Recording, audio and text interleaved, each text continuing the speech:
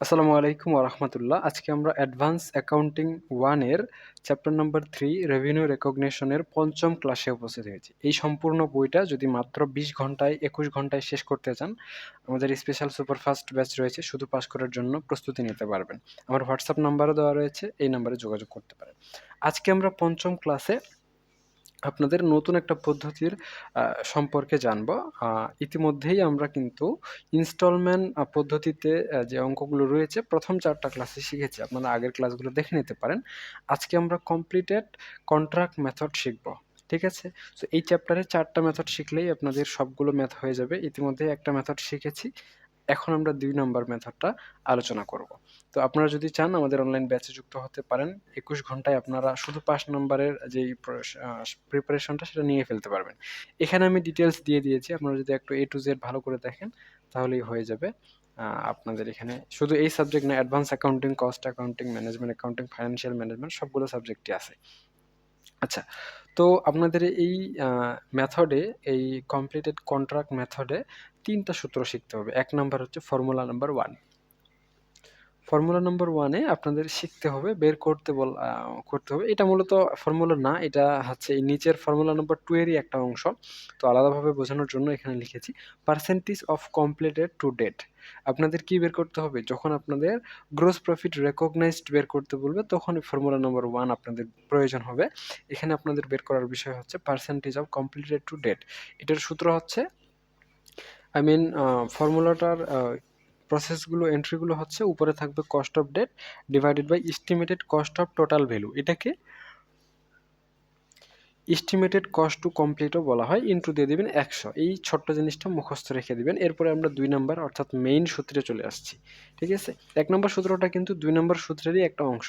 তো আপনাদের যখন গ্রোস প্রফিট রেকগনাইজড বের করতে বলা হবে অথবা গ্রোস প্রফিট রেকগনাইজ বের করার কথা বলা হবে। যদি ১ বছরের জন্য বলা থাকে তাহলে এখানে ২ টা কলাম দিবেন।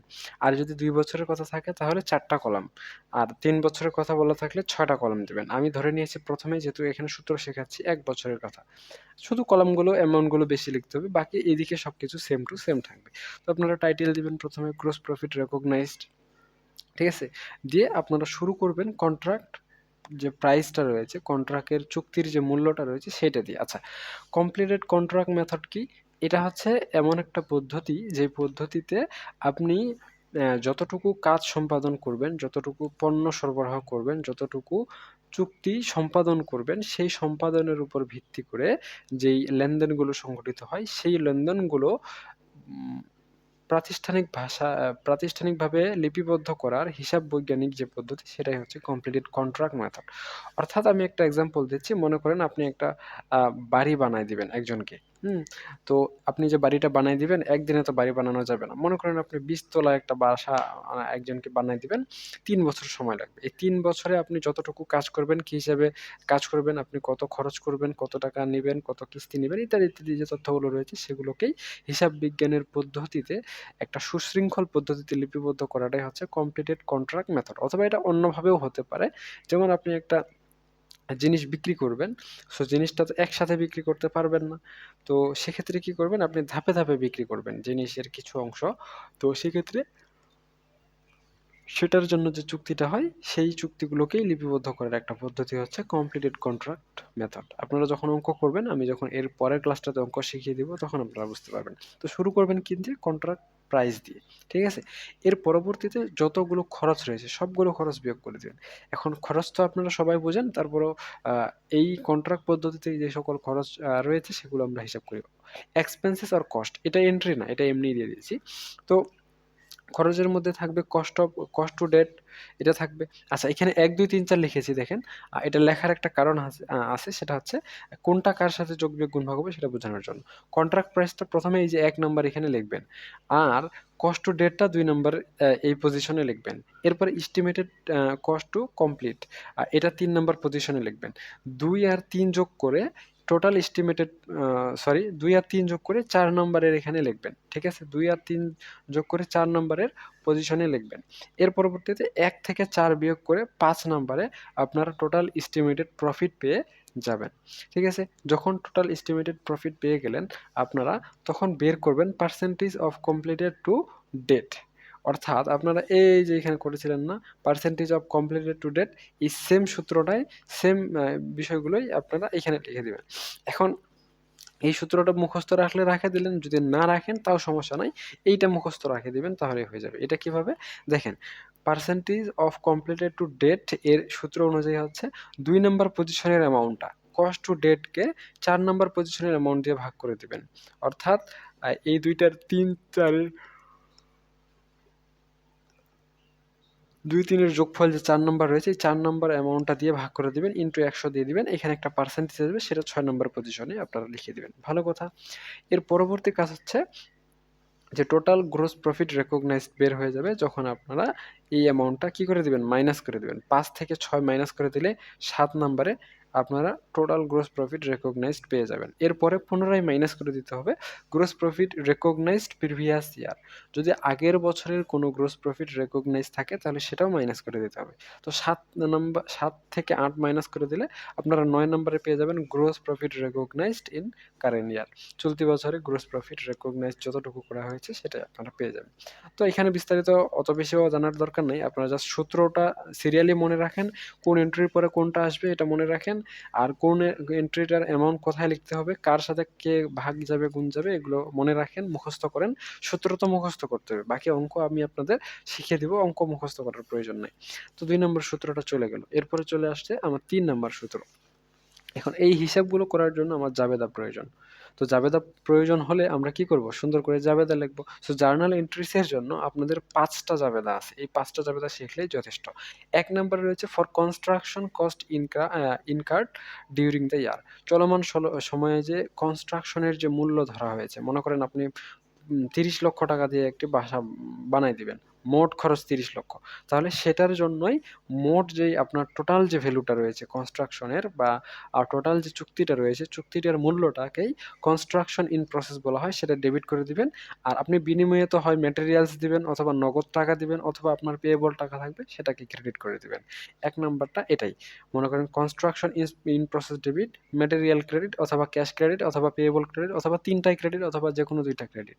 বুঝতে পেরেছেন? 1 নাম্বার জাবেদার 1 নম্বর অংশ এন্ট্রি শেষ। এরপরে 2 নম্বরে কি আছে দেখেন তো, বলা হয়েছে for billing to customer during the ইয়ার। চলতি সময়ে মানে ওই বছরে কাস্টমারকে যে বিল দেওয়া হবে, মানে কাস্টমারের কাছে যে লেনদেনটা করা হয়েছে, ঠিক আছে? ওইটার একটা ডকুমেন্টস রাখার জন্য যেই রসিদটা দেওয়া হয় সেটা। নগদ কত টাকা পাইছি এটা না, কাস্টমারকে কত টাকা দিতে হবে ওইটার যেই তথ্যটা। মনে করেন আপনি 30 লক্ষ টাকা দিয়ে একটা বাসা বানাবেন। এখন ওই বাসায় 5 লক্ষ টাকার রড পাঠায় দিছেন। সে টু সে কত লক্ষ টাকার রড লাগে এটা আমি কিন্তু জানি না।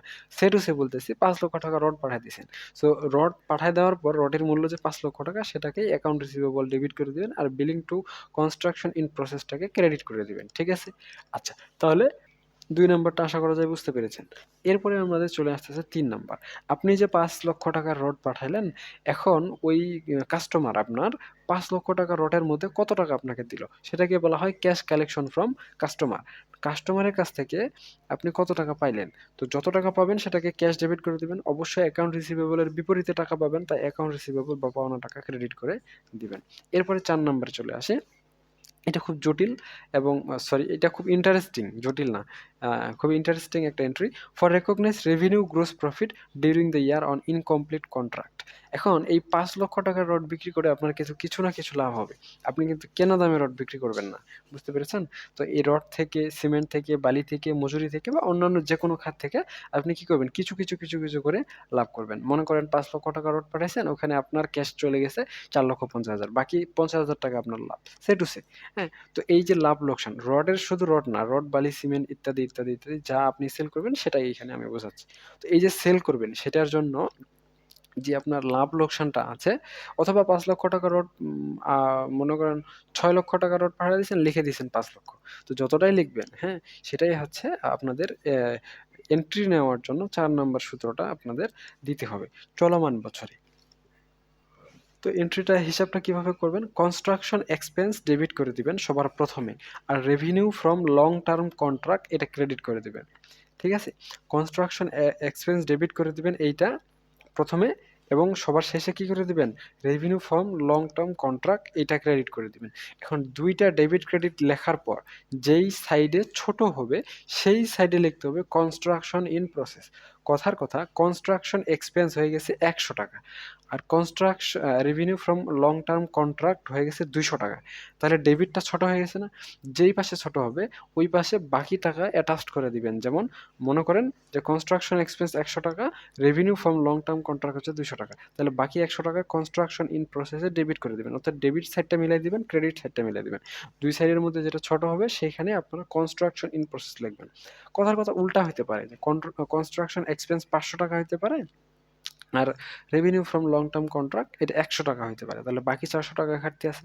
তো সেই টাকাটা আপনারা কনস্ট্রাকশন ইন প্রসেসে ক্রেডিট করে দিবেন। অর্থাৎ এই কনস্ট্রাকশন ইন প্রসেসটা ডেবিট দিকেও যাইতে পারে, ক্রেডিট দিকেও যাইতে পারে, ডিপেন্ড করবে যে কনস্ট্রাকশন এক্সপেন্স বেশি না কম, বা revenue from long term contract কম না বেশি। যেই পাশে কম হবে সেই পাশে কনস্ট্রাকশন ইন প্রসেস লিখে দিতে হবে। তো 4 নাম্বার জাবেদাটা আশা করা যায় আপনারা একদম ক্লিয়ারভাবে বুঝতে পেরেছেন। এরপরে চলে আসে 5 নাম্বার জাবেদা।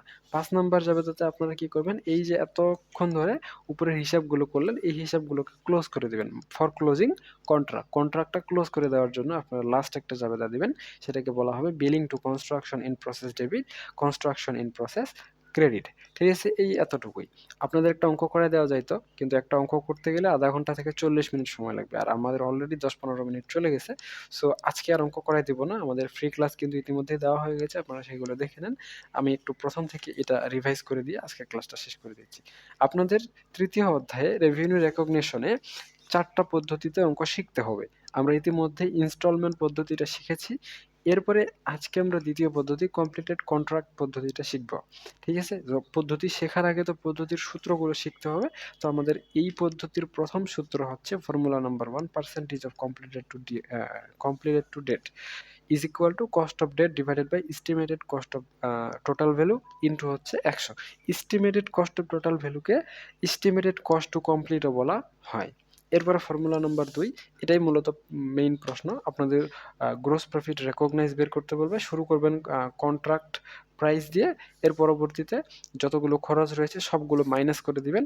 এগুলো কিন্তু মাইনাস ফিগারে আসবে, এই দুইটা প্লাস ফিগারে থাকবে, এইটা মাইনাস ফিগারে আসবে, আবার এইটা মাইনাস ফিগারে আসবে, আবার এইটা মাইনাস ফিগারে আসবে। হ্যাঁ, দিয়ে আপনি কি করবেন, estimated cost complete cost date যোগ করে হচ্ছে কন্ট্রাক্ট প্রাইস থেকে মাইনাস করে দিলে টোটাল এস্টিমেটেড প্রাইস বের হয়ে যাবে। এখান থেকে আপনারা percentage of completed to date 2 নম্বর অ্যামাউন্টকে 4 নম্বর অ্যামাউন্ট দিয়ে ভাগ করে 100 দিয়ে গুণ করে দিয়ে এখানে একটা অ্যামাউন্ট আসবে, সেটা আপনি এখানে লিখে দিবেন। দিয়ে 5 নাম্বার থেকে 6 নাম্বার বিয়োগ করে 7 নম্বরে আপনারা লিখবেন total gross profit recognize. 7 number থেকে আবার যদি আগের বছরের কোনো রেকগনাইজ থাকে, gross profit recognize in previous year থাকে, তাহলে মাইনাস করে দিবেন, না থাকলে নাই, আপনি সরাসরি gross profit recognized in current year হিসেবে লিখতে পারবেন। এরপরে আপনাদের 3 নম্বর সূত্র অনুযায়ী জাবেদা করতে হবে। মোট যে কনস্ট্রাকশনের চুক্তিটা সেটাকে construction in process debit, material cash payable credit করে দিবেন।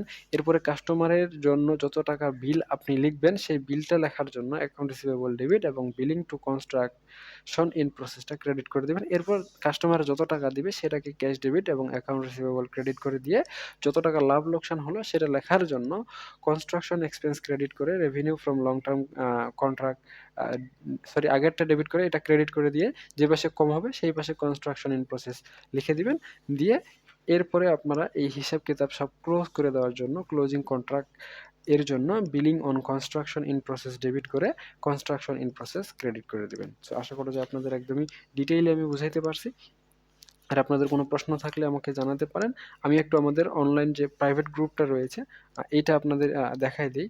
আপনারা মাত্র 20-21 ঘন্টায় আমাদের এই গ্রুপে যুক্ত হতে পারবেন। এই যে অ্যাডভান্স অ্যাকাউন্টিং একদমই নতুন ব্যাচ, 7-8 দিন হইল। আজকে কত তারিখ? 15 তারিখ। সো 15 দিন হইলো আমাদের এই ব্যাচটা শুরু করা হয়েছে। এখানে শুধু পাস করার জন্য আপনি মোটামুটি 20-21 ঘন্টা পড়লেই যথেষ্ট। প্রথমেই যারা পেমেন্ট করবেন এইরকম লিঙ্ক পেয়ে যাবেন। এখানে লিঙ্কে ক্লিক করলে আপনি সবগুলো অধ্যায় পেয়ে যাবেন। ঠিক আছে? এভাবে অধ্যায়গুলো সুন্দর করে ধারাবাহিকভাবে দেওয়া আছে। ফর এক্সাম্পল প্রথম অধ্যায়টা শেষ করতে আপনার মাত্র 5.5 ঘন্টা সময় লাগবে। হ্যাঁ?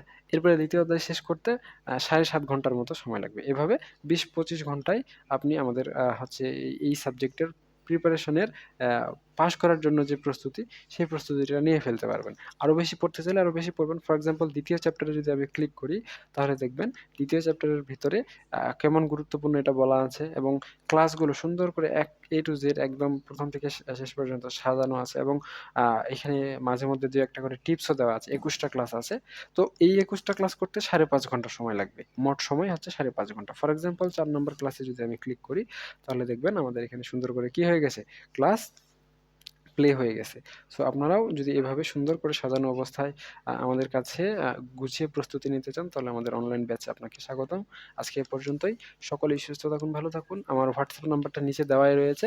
আর কিভাবে গ্রুপে যুক্ত হবেন, আর কি পাবেন, এইখানে আমি একদমই ভালো করে ডিটেইলস অবস্থায় এখানে লিখে দিয়েছি। আপনারা এটা দেখে নিতে পারেন। ধন্যবাদ।